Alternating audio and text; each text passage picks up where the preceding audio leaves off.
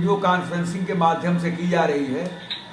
इस बैठक के अध्यक्षता कर रहे हैं हमारे परम मित्र और विद्युत मजदूर संगठन के प्रांतीय अध्यक्ष भाई अरुण कुमार जी, विद्युत मजदूर संगठन के मुख्य महामंत्री आलोक सिन्हा जी, विद्युत मजदूर संगठन के अन्य पदाधिकारी। बड़ी कि अभी अभी आपको मालूम है कि पूर्वांचल के निजीकरण के मामले को लेकर के आंदोलन किए गए थे। एक बात मैं बहुत साफगोई से कहता हूं, और पहले भी मैंने बात कही है, और मैं ये बात दावे के साथ कह सकता हूं कि पिछले 52 सालों से ऊपर समय से मैं ट्रेड यूनियन में हूं, और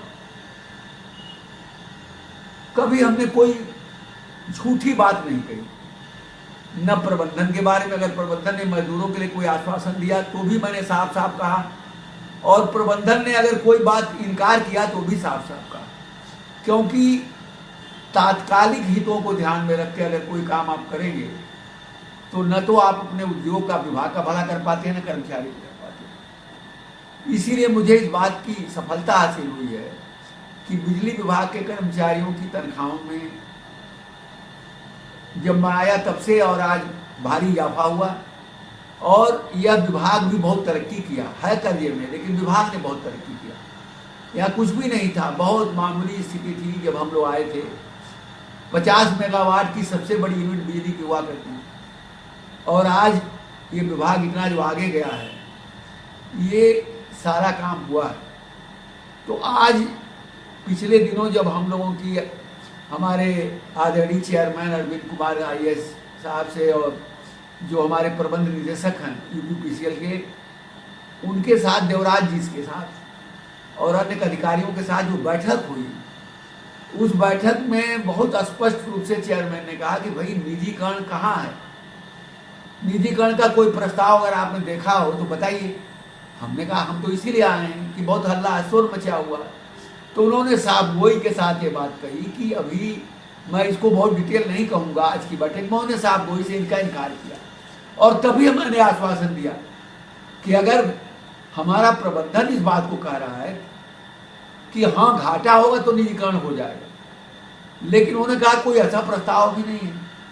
तो मैंने कहा कि जब कोई ऐसा प्रस्ताव नहीं है तो मैं कोई कार्य बहिष्कार या कोई आंदोलन क्यों करूं, क्योंकि हो सकता है जो आंदोलन कर रहे हैं उनकी मंशा क्या है वो तो वही जानते होंगे, और इसलिए हमने अपने लोगों से कहा कि हमको आंदोलन में नहीं जाना है। लेकिन चूंकि इस बात का लोगों को इतना मन में बैठा दिया गया कि लोगों ने बहुत दबाव दिया कि नहीं, निजीकरण के खिलाफ हमको बोलना चाहिए, तो हमने एक तरह से सांकेतिक आंदोलन, जो हमने जैसे सत्याग्रह किया 29 तारीख से, या जो भी हमने किया, एक सांकेतिक आंदोलन कहा जाएगा। क्योंकि हमने ये भी कहा कि हमारे संविदा कर्मी ड्यूटी पर रहेंगे, अगर किसी धरने में भी जाएंगे तो ड्यूटी पर जाएंगे, तब ड्यूटी से खाली होंगे तब जाएंगे। हमने बहुत स्पष्ट तरीके से कहा। इस बात को लेकर लोगों ने बहुत विरोध किया, मेरा भी, लेकिन मैं उसकी परवाह नहीं करता। और इसी बात को लेकर हमारे संविदा कर्मियों से लोग नाराज हुए। आज जो उत्पीड़न वहाँ हो रहा है उसके 2-3 पहलू। एक उत्पीड़न का जो सबसे बड़ा पहलू है वो ये है कि जो हमारे संविदा कर्मी जहाँ जहाँ पूरे पूर्वांचल इस काम में, जैसे जिन जिलों में, जैसे गोरखपुर जिला है, वहाँ पर हमारे विजय प्रकाश चौधरी जो हमारे संविदा संगठन के प्रदेश उपाध्यक्ष हैं, उनके नेतृत्व में सारे कर्मचारियों ने, संविदा कर्मियों ने काम किया, और कोई भी आदमी किसी भी अधिकारी के दबाव में, डराने पर, धमकाने पर नहीं गया।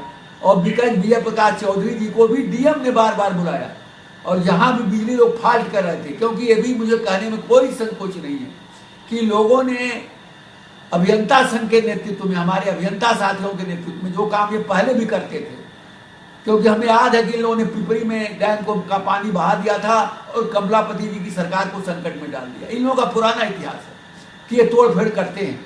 और इसमें जब जूनियर ईयर्स कुछ शामिल हो गए, कुछ TG2 शामिल हो गए, जिनको जो गुमराह थे, जिनको इनके नेतृत्व ने गुमराह करके रखा था, और वह लोगों ने तोड़फोड़ किया। गोरखपुर में भी तोड़फोड़ हुआ, और तोड़ फोड़ के लिए ये अकेला आदमी था जो अपने सारे लोगों को विश्वास में लेकर के बिजली सप्लाई मेंटेन किया। उसका परिणाम क्या हुआ? उस वक्त तो उसको धमकी दी गई, हमारे तक बात आई कि विजय प्रकाश चौधरी को हम लोग देख लेंगे, हम लोग यहीं रहेंगे। उन्होंने तमाम बातें कही कि ये तो चले जाएंगे, वो तो चले जाएंगे, सरकार आएगी चली जाएगी, हम तो रहेंगे। अरे भाई रहेंगे, और आपने धमकी दिया। उसको उन्होंने करके दिखा भी दिया। जहां पर इस काम में 3 महीने का उन्होंने समय दिया है कि हम 3 महीने में सुधार करेंगे, योजना बना रहे। हालांकि योजना भी मैंने देखा, जो योजना है वो लफाजी है, कहीं उसमें ये नहीं कि हम सुधरेंगे, बस ये हो वो हो, ये बातें बहुत दिन से कर रहे हैं लोग, लेकिन अपने में सुधार की बात नहीं कहा उन्होंने। और प्रबंधन बैठा दिया, प्रबंधन रोकेगा चोरी। अरे भाई आप बैठे हो कुर्सियों पर, चोरी तो आप रोकेंगे, अगर आप चोरी में शामिल नहीं होंगे तो रुक जाएगा। जो दरोगा चोर और डाकू से मिला रहेगा उसके थाने में चोरी होगी जरूर। आज हमारे उत्तर प्रदेश में योगी जी की सरकार चल रही है, और योगी जी की सरकार इसलिए भारी पड़ती है, ये समाज विरोधियों के ऊपर, गुंडों मवालियों के ऊपर इसलिए भारी पड़ती है कि योगी जी बहुत मुस्तैदी के साथ और मजबूती के साथ जो है इन लोगों का दमन करते हैं, खुलेआम करते हैं। इसमें आलोचना भी उनकी होती है, बिल्कुल खुलेआम करते हैं। मैं इसलिए नहीं उनके पक्ष में बोल रहा हूँ कि मैं गोरखपुर का रहने वाला, भाई मैं तो उनके कॉलेज में भी पढ़ा हूँ, मैं बेसिकली उनके गुरु के का शिष्य में था, और मैं वहाँ मंदिर से जुड़ा हुआ रहा, और मैं महाराणा प्रताप इंस्टीट्यूशन से जुड़ा हुआ था, मैं वहीं पढ़ा। लेकिन मैं सच बात को कहने का आदी हूँ। हम अगर लोहिया जी के समर्थन किए तो आज योगी जी की बात करता हूँ, इसलिए कि उन्होंने बहुत मजबूती से इन मामलों में काम किया, और इसलिए आज जो हुआ हमारे विजय प्रकाश चौधरी के घर पर, उसके ससुराल में, उसके भाई के यहाँ एक साथ छापा। अरे आपने काम लिया था कि राजस्व बढ़ाएंगे, तो सबसे पहले अखबार में निकला कि गोरखपुर में 292 लोग जो संविदा में काम कर रहे हैं उनको हटाया जाएगा। ये जब मैंने संयोग से हमारी मीटिंग हुई थी उसके पहले अखबारों में आया। जब मैंने अपने प्रबंधन के सामने रखा तो हमारे माननीय प्रबंध निदेशक जो बहुत ही कड़े, बहुत ईमानदार हैं, उनके बारे में मशहूर है, उन्होंने तुरंत फौरन कार्रवाई करके आर्डर जारी कर दिया कि बिना प्रबंध निदेशक के डिस्काउंट परसेंट देखिए कोई किसी को छुएगा नहीं। लोगों में इससे बहुत गुस्सा हुआ अधिकारियों कि अरे मैं तो इन संविदा कर्मियों को अपना नौकर समझता था, ये बिना मेरे हटाए नहीं जाएंगे। तो उन्होंने बदला लेने का काम शुरू कर दिया। इनके बिजली चोर अब वहां गए, कुछ भी नहीं मिला, कोई चोरी नहीं हो रही है, तो आपने मीटर ही उतार दिया वहां का, और बिना मीटर के वहां कनेक्शन दे दिया, उसको कोई कागज भी नहीं दिया। मैं ये बात तफसील से नहीं करना चाहता था, लेकिन हमें बहुत सदमा लगा इस बात से कि हमारे अधिकारी इतने गिर गए हैं, और उस आदमी ने गुहार लगाई एससी के यहाँ, चीफ के यहाँ, सब मिले हुए हैं। मुझे दुख होता है, इसीलिए इंजीनियर जो है वो चेयरमैन बनने के लायक नहीं है, वो डिस्काम का प्रबंधक बनने लायक नहीं है, वो इसमें क्योंकि वो पक्षपाती है, चूंकि वह अपने हितों के लिए किसी भी हद तक गिर सकता, और गिर गए लोग। वहां के सीजेडी से लेकर के 80 तक सबने एक योजना बना करके हमारे एक आदमी विजय प्रकाश चौधरी को तहस नहस करने के लिए सोच लिया, और उसको जेल में डालने की नौबत ला दिया इन्होंने। इनको बिजली चोरी रोकना है, उन्हीं का सहयोग लेकर के, जो आदमी बिजली की सप्लाई मेंटेन किया, वहां के कलेक्टर को पता है, वहां के सारे लोग इस बात को जानते हैं कि किस तरह से उस आदमी ने काम किया, और उसका इतिहास है पिछले तमाम वर्षों का कि जहां पर कोई काम नहीं करता है वो गैंग लेकर के उसने काम किया।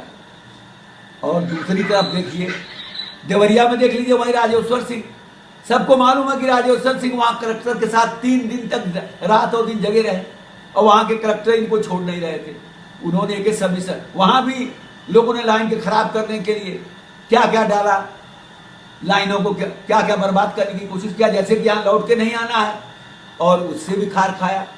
और स्थिति ये बन गई कि जब ड्यूटी पर आया लोग कर रहे थे, तो वहां के उसी के जूनियर इंजीनियर ने, जो हमारा नेता है, वहां का अध्यक्ष है, उस राजेश्वर सिंह से वहां के जूनियर इंजीनियर ने अब शब्दों में कहा चलो खंबे पर चढ़ जा। उन्होंने कहा साहब मैं खंबे पर चढ़ क्यों, मैं तो अकुशल कर्मचारी हूँ, मैं तो ITI वाला नहीं हूँ, खंबे पर तो ITI चढ़ता है, और आपको चढ़ने के लिए कहना भी नहीं चाहिए, ये गलत है। उसको तमाम अपशब्द कहा कि तुम लिख के दो कि तुम नहीं चढ़ोगे, मैं तुम्हें देख लूंगा। अब ये गोरखपुर देवरिया में उत्पीड़न सबसे ज्यादा हुआ। क्या हुआ इसलिए हुआ कि गोरखपुर और देवरिया ने संगठन को सबसे ज्यादा निर्देशों का, आरएस राय के निर्देशों का पालन किया।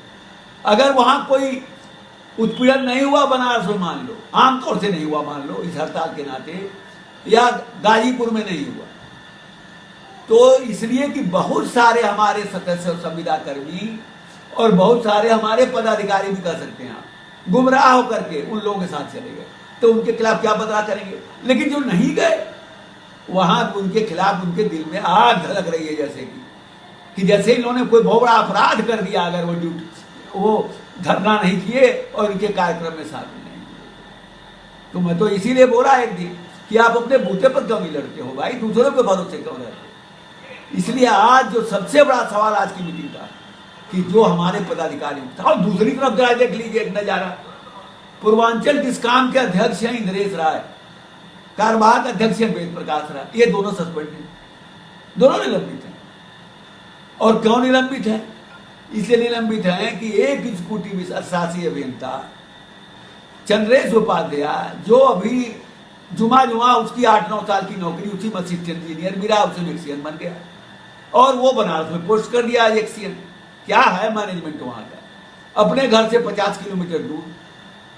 अब उस आदमी ने वहां से क्या किया कि भारी भ्रष्टाचार किया एक्सीएन बनने के बाद। बिलों की गड़बड़ी उसके नाम लिखी जाएगी कि कितने करोड़ के बिल कितने लाख में बदल दिया, कहां मल्टी स्टोरी बिल्डिंगों में वो गलत लोड सैंक्शन करके और दबाव बना के, और उस व्यक्ति का गांव बनारस से 55 किलोमीटर दूर उमापुर है।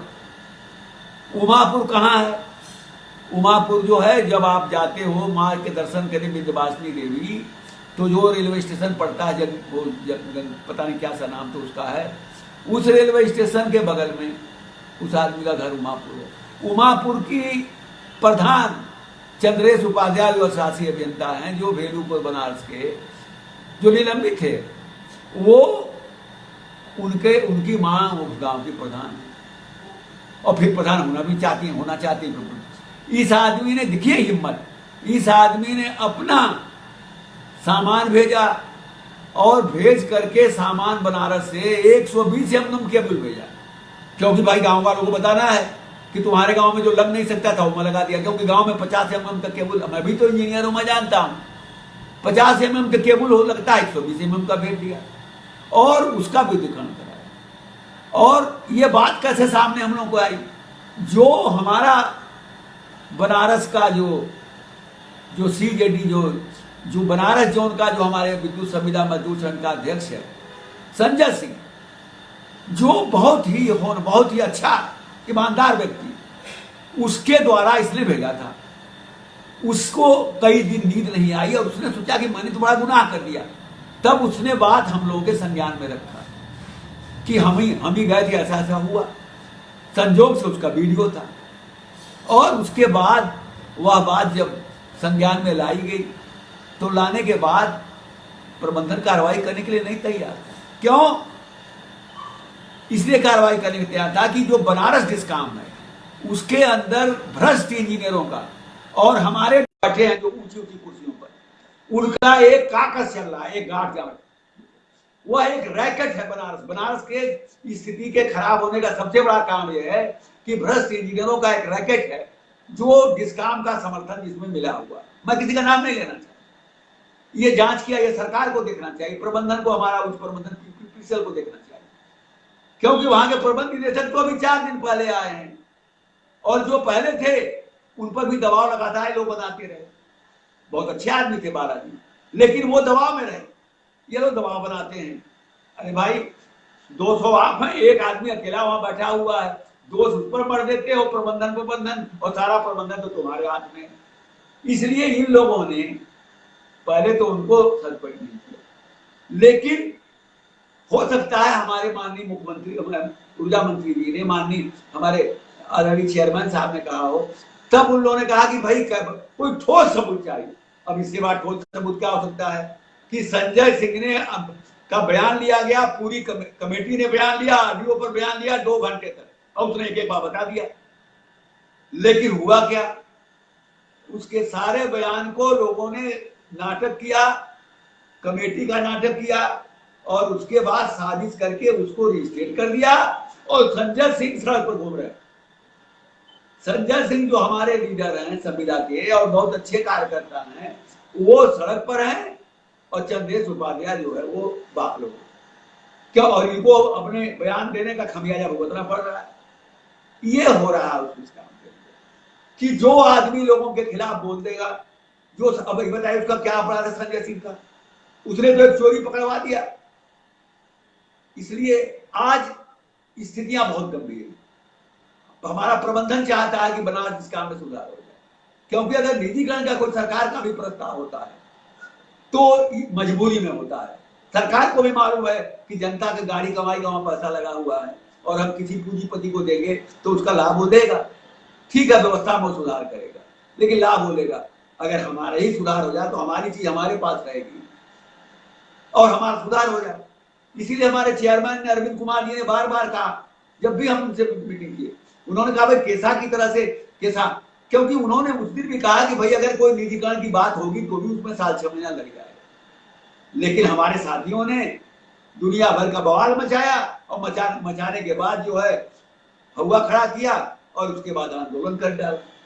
मैं ये कहता हूं कि वास्तविक रूप से अगर कोई निजीकरण तुम्हारा अखबारों में आता, कोई बात आती तो उसके खिलाफ आंदोलन होता, हम भी शामिल होते, हम भी चाहते निजीकरण न हो। लेकिन वो बात तो दूर है। आज एक मामला था कि 3-4 महीने के अंदर इसको सुधारो और सुधारने के लिए बिजली जो भी क्या क्या सुधार की जरूरत हो। बनारस इस काम में सबसे बड़ा सुधार क्या है, जो अधिशासी अभियंता अपनी कुर्सियों पर बैठे हुए वो अपनी चोरी, अपनी निजी स्वार्थों में ईमानदारी से काम करना बंद कर दे।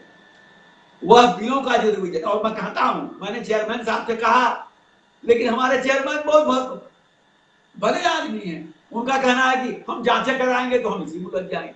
आप उलझे ना उलझे, अगर चोर को आप इसे नहीं पकड़ेंगे कि इससे अराजकता का माहौल बनेगा तो आप शांत माहौल बनाए रहिए, होने जाना है। क्योंकि बनारस में तो रैकेट चल रहा भ्रष्टाचारियों का।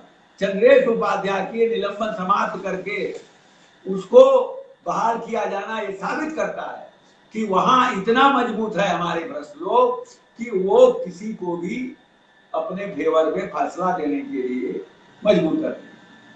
और वही हुआ चंद्रेश उपाध्याय। सारे ऑडियो वीडियो सबूत, सारे भ्रष्टाचार के सबूत, वो मल्टी स्टोरी में जो कनेक्शन गलत लोड दिया है वो सबूत, सारा कुछ है। उसके बावजूद वो छोड़ दिया गया, क्लीन चिट हो गया।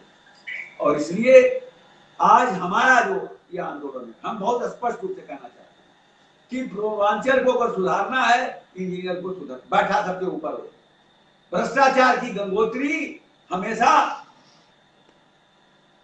कहां से शुरू होती है? सबसे ऊपर से शुरू होती है। इसलिए अगर स्कूटी मिनर है, ठीक है, ईमानदार है, उसका डिवीजन सुधर जाएगा। और अगर वह बिलों में दिन भर बैठ करके राजस्व घटा रहा है, अगर वह परमानेंट डिस्कनेक्शन जो है ढूंढ करके बिलों को माफ कर रहा है, तो कोई सुधार होने वाला नहीं और पूर्वांचल डिस्काम में हो जाए। इसलिए मैंने प्रस्ताव दिया था कि पूर्वांचल डिस्काम के अंदर पिछले 2 सालों में जो बिलों का रिवीजन किया गया है उसकी जांच करा लिया जाए। अब सभी डिवीजनों का नहीं कराते, तो हमारा तो ये कहना है कि जहां सबसे ज्यादा लाइन लॉस आपको मिल रहा है वहां का जो करा लीजिए, उसके बाद कुछ मध्यम वाला करा लीजिए, और जहां सबसे अच्छा है राजस्व वो मत कराइए। अगर राजस्व जहां ज्यादा आपको लग रही है वो मत कराइए, लेकिन जरा देखिए तो गहराई में जाकर के कि ये कहां आपका राजस्व कहां ड्रेन हो रहा है, कहां पोल है। दूसरी तरफ हमको ये देखना है पूर्वांचल के अंदर कि जो लोग बैठे हुए, जो लोग पोस्ट हैं, वह लोग अपने चाल चलन में सुधार क्यों नहीं कर रहे हैं। पूर्वांचल इस काम के लिए आग्रह हुआ पूरे प्रदेश के लिए कि लोगों के साथ अच्छा व्यवहार किया जाए। रोज हमारे लोगों के साथ गाली गलौज का भाषा का प्रयोग होगा, रोज उल्टा ही, रोज उनको काम से हटाने की धमकी दी जा रही है। गरीब मजदूर हैं, उनको वैसे ही कम तनख्वाह मिलता है, वह जनता की सेवा में दिन रात जुटे हुए। अभी हाल में ही मैंने लोगों को एक मैसेज भेजा कि आप लोग दिन रात मेहनत करके गांव-गांव जाइए और किसानों को, जिनके ऊपर सबसे ज्यादा राजस्व बकाया है हमारा, सबसे ज्यादा वहां राजस्व तमाम किसान हैं पूर्वांचल के अंदर जिन्होंने कभी बिजली का पैसा नहीं लिया। हमने कहा उन सबको जाओ, कभी जाने वाले तो हमारे संविदा कर्मी हैं, वही जाते हैं गांव में। क्या कोई गांव में जाता है क्या कभी? अगर कोई दुनिया में जाता हो तो बता दो। कोई अगर जाता हो असिस्टेंट इंजीनियर या एसडीओ गांव में तो जाता हो तो बता दो। कभी कोई नहीं जाता। सारा बिजली ठीक करने वही जाएंगे, राजस्व वसूली करेंगे वही। पैसा ये लोग खा पी रहे हैं, तनख्वाहें ऊंची ऊंची ज्यादा ये पा रहे हैं, सारी सुविधाएं इनके पास है, गाड़ी घोड़ा। हमारे आदमी के पास तो अपनी साइकिल या मोटरसाइकिल है, उसके लिए कुछ का भी पता नहीं मिलता।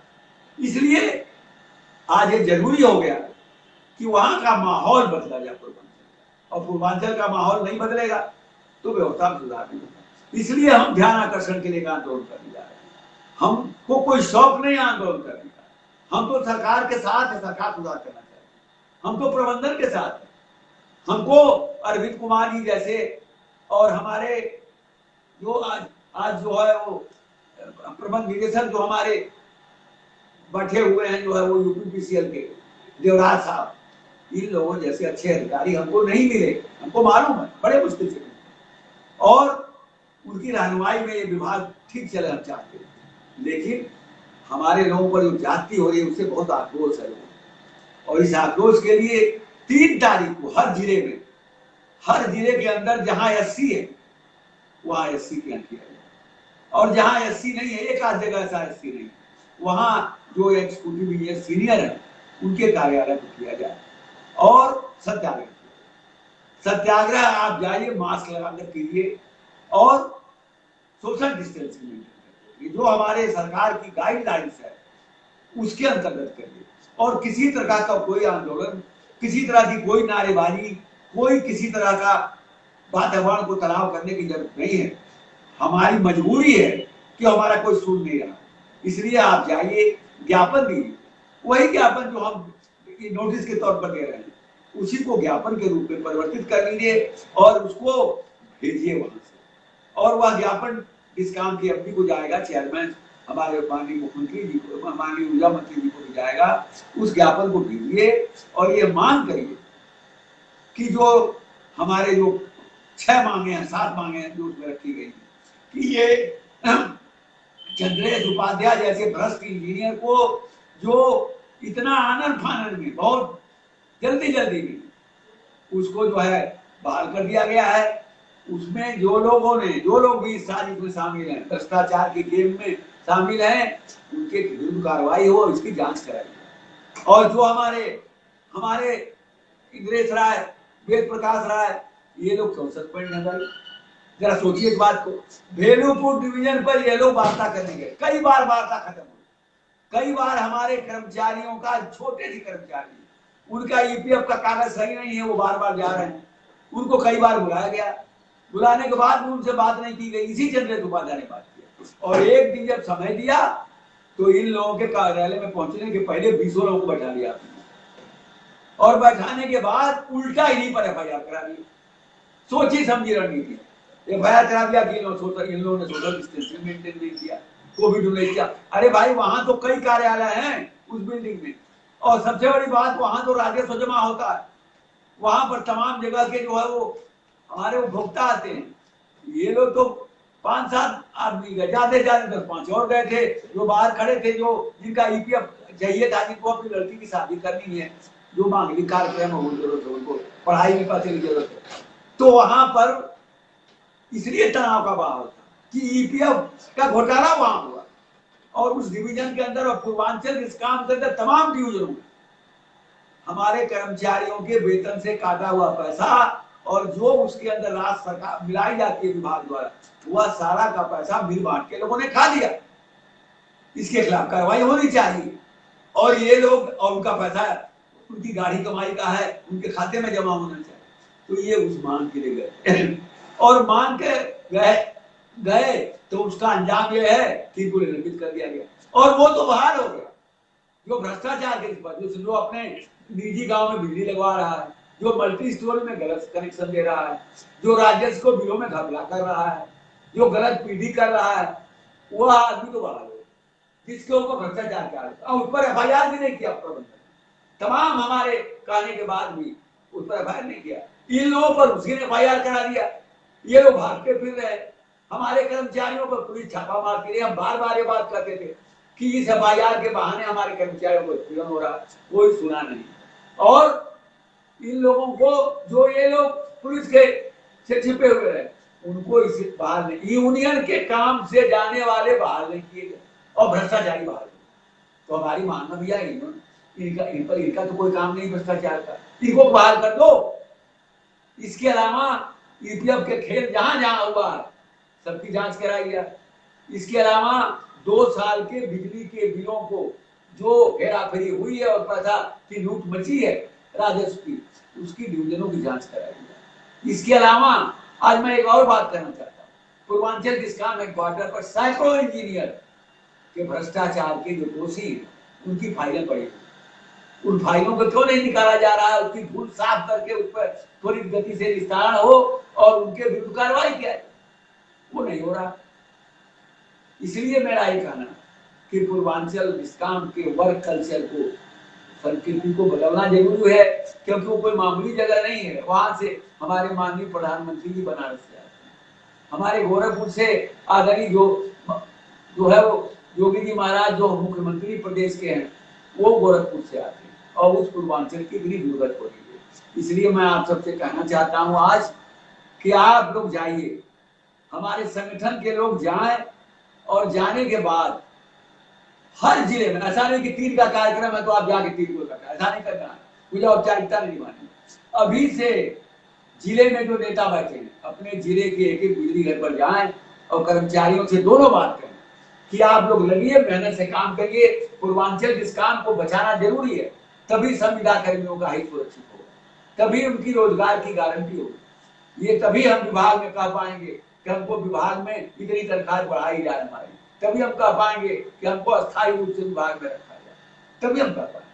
इसलिए राजस्व बढ़ाने के लिए लगे और गांव के अंदर राजस्व कम है, पूर्वांचल वैसे भी गरीब है, वहां जाए, किसानों को समझाएं और उनसे बिजली के बिल बढ़ाएं। और दूसरी बात क्या करें कि अपने जो दिक्कतें आ रही हैं, जिसको जिसको जो है वो धमकाया जा रहा है, जिसके साथ गला, अभी हमारे पास फोन आता रहता कि एक आदमी का तुमको 24 घंटे हम बिजली का यूज करनी, एक आदमी से कह दिया तुम निकलो सभी सेशन से और जाओ, तुमको आने की जरूरत नहीं। अब बताइए, हमारे एमपी साहब ने, देवराज साहब ने ऑर्डर कर दिया, कोई हटाएगा नहीं, वो बिजली घर पर बोल दिया जूनियर इंजीनियर कि निकल जाओ, बाउंड्री का अंदर आए तो बहुत पीटेगा। अब जूनियर इंजीनियर से डरते हैं लोग, हमारे संविदा करेंगे। अब बताइए, इतना बड़ा अत्याचार हो रहा है, इतनी बड़ी दादागिरी हो रही है इस लोकतंत्र के अंदर, ऐसा तो मैंने कभी देखा नहीं। लेकिन हम संगठन चलाते हैं, इसलिए हम इसका मुकाबला करेंगे, हम भागेंगे नहीं। हमारा इतिहास है, पिछले 53 सालों में हम कभी भागे नहीं, हम संघर्ष, हम लेकिन शांतिपूर्ण तरीके से करते हैं। हम उस बात को मानते हैं कि मारेंगे नहीं, लेकिन मानेंगे नहीं। तो इसलिए मैं ये कहना चाहता हूं कि आप लोग अपनी सभाएं कर लें अपने अपने जिलों के अंदर आपस में, और 3 तारीख का कार्यक्रम सामाजिक दूरी का पालन करते हुए हर जिले में मजबूती के साथ किया जाए, ताकि ये जो पूर्वांचल डिस्काम के भ्रष्टाचारी इंजीनियर हैं, जूनियर इंजीनियर हैं, और ऐसे तत्व जो साठ गांठ करके हमारे पूरे के पूरे व्यवस्था को बर्बाद कर रहे हैं, उनके अंदर ये संदेश जाना चाहिए कि हमारा विद्युत संविदा मजबूत संगठन और विद्युत मजबूत संगठन का एक एक सदस्य और कार्यकर्ता और एक एक पदाधिकारी एकजुट है, वह किसी भी अत्याचार के खिलाफ मुंह तोड़ जवाब देगा। ये तभी होगा जब आपकी एकता को 3 तारीख को नजर आएगी। ये हर जिले में किया जाए, चाहे गोरखपुर है, देवरिया है, गाजीपुर है, बलिया है, भदोही है, और चाहे बनारस है, चाहे चंदौली है, ये हर जगह मजबूती से करिए, चाहे गोरखपुर है, देवरिया है, चाहे यहाँ बस्ती है, हर जगह इसको मजबूती से करिए। और उसके बाद 7 तारीख को हर जोन के ऊपर किया जाए, जैसे गोरखपुर जोन है, आजमगढ़ जोन है, सभी जोन के ऊपर इसका काम किया जाए। और इसके बाद 12 तारीख को पूर्वांचल डिस्काम के हमारे जो आदरणीय प्रबंध निदेशक साहब हैं, उनके यहाँ हम अपनी गुहार लगाएंगे और सभी जिलों से, चूंकि उनको कोई बात पहुंचाने वाला नहीं है, जो संविदा कर्मियों के साथ जहां जहां जाती हो रही है, जहां जहां गाली गलौज दिया जा रहा है, वो सब लोग अपना प्रार्थना पत्र एक लेकर के उतर आए बनारस में, और वहां भी बहुत शांतिपूर्ण तरीके से उनके लोगों की बातें जो है वहां रख दिया जाएगा और एमपी साहब को दे दिया जाएगा उनके न्यायालय के अंदर हम न्याय पाने के लिए प्रतिवाद करेंगे। और उसके बाद 12 तारीख के बाद चूंकि दिवाली आ जाएगी, उसके बाद छठ आ जाएगा, इसलिए हम जनता के आदमी, इसलिए उसके अंदर कोई हम व्यवधान नहीं करेंगे। बढ़िया से दिवाली में बिजली देंगे, छठ में देंगे। बिजली तो इस बीच में भी कार्य लागू है, हमारे लोग मेहनत से काम करेंगे, राजस्व बढ़ाने के लिए जुटेंगे, लेकिन अपने सवाल को रखने के लिए 3, 7 और 12 3 को याद रखना, पूरी तैयारी के साथ करना। और मैं एक बार और निवेदन करना चाहता हूँ आदरणीय ऊर्जा मंत्री जी से, मुख्यमंत्री जी से, और अपने परम आदरणीय चेयरमैन साहब और प्रबंध निदेशक जो हमारे यूपीपीसीएल के हैं, उनसे मैं पुरजोर प्रार्थना करना चाहता हूँ कि हमारे लोगों के साथ जो ज्यादती हो रही है, ये तो हमारा फर्ज था कि गलत चीज के खिलाफ हम विरोध करें। हम किसी के ऊपर कोई एहसान नहीं किए। अगर पूर्वांचल डिस्कॉम के निजीकरण प्रस्ताव का झूठा बहाना करके कुछ लोगों ने राजनीतिक आंदोलन किया तो हम उसमें शामिल नहीं हुए, तो मैं अपनी आत्मा से नहीं शामिल हुआ। इसलिए हमने किसी पर एहसान, हमारा ही है डिस्कॉम, हमारा ही है पावर कारपोरेशन, इसलिए इसके अंदर गलत तत्वों का हमने साथ नहीं दिया, ये हमने कोई एहसान नहीं किया। लेकिन सरकार का इतना जरूर फर्ज है, प्रबंधन का इतना जरूर फर्ज है कि हमारे लोगों पर अगर कोई जुल्म हो रहा है, ज्यादती हो रही है, तो उन तत्वों के खिलाफ मजबूती से कार्रवाई होनी चाहिए। केवल सुन लेने से काम नहीं चलेगा। गौरी बाजार का एग्जीक्यूटिव इंजीनियर अगर खुद पैसा खा करके खुद वहां संविदा कर्मी के नाम पर बाहरी तत्वों को रखवा रहा है, पैसे खा रहा है, तो उसके खिलाफ कार्रवाई करना आपका काम है। हम तो सिर्फ बता देंगे आपको। और इसी तरह की चीजें आपके संज्ञान में लाई गई है कि कौन जूनियर इंजीनियर जो है वो भ्रष्टाचार कर रहा है, कौन एग्जीक्यूटिव इंजीनियर कर रहा है, उसके खिलाफ कार्रवाई होनी चाहिए और हमारे लोगों को बहाल होना चाहिए। और चंद्रेश उपाध्याय के साथ जो उसका जो समर्थन जिन लोगों ने किया है डिस्कॉम से या जिस कमेटी ने, उसको दोबारा जांच किया जाए और ऐसे लोग जो अधिकारी बैठे हैं अपने अधिकारों का दुरुपयोग कर रहे हैं निजी स्वार्थों के अंदर, उनके भी विरुद्ध कठोर कार्रवाई होनी चाहिए, ताकि एक सही संदेश जाए, ताकि ये बात जाए कि माननीय योगी जी की सरकार जो भ्रष्टाचार के ऊपर जीरो टॉलरेंस की नीति की घोषणा कर चुकी है और उस पर हर पल चलने की कोशिश कर रही है, उसको हमारे यूपीपीसीएल में और हर डिस्कॉम में इसका कड़ाई से कार्यान्वयन हो रहा है और इसमें किसी को छूट नहीं दी जा रही है। यही बात कहते हुए मैं एक बार आप सब लोगों को धन्यवाद देना चाहता हूं, अपने आदरणीय अध्यक्ष जी को, मुख्य महामंत्री जी को, और इस बीच में जुड़े हुए जितने हमारे साथी हैं सारे लोगों को ये धन्यवाद देना चाहता हूं। और पूर्वांचल डिस्कॉम के पदाधिकारियों से, कार्यकर्ताओं से, सदस्यों से खास तौर से पुरजोर अपील करना चाहता हूं कि विद्युत व्यवस्था को बढ़िया चलाते हुए, राजस्व को बढ़ाने का हर कोशिश करते हुए, अपने ऊपर हो रहे जुल्म और जाति के खिलाफ और भ्रष्टाचारी तत्वों को जमीन दोज करने के लिए, उनके खिलाफ लड़ाई चालू रखने के लिए मैं आप सबका आह्वान करता हूं। जय हिंद, जय मजदूर संगठन, जय संविदा संगठन।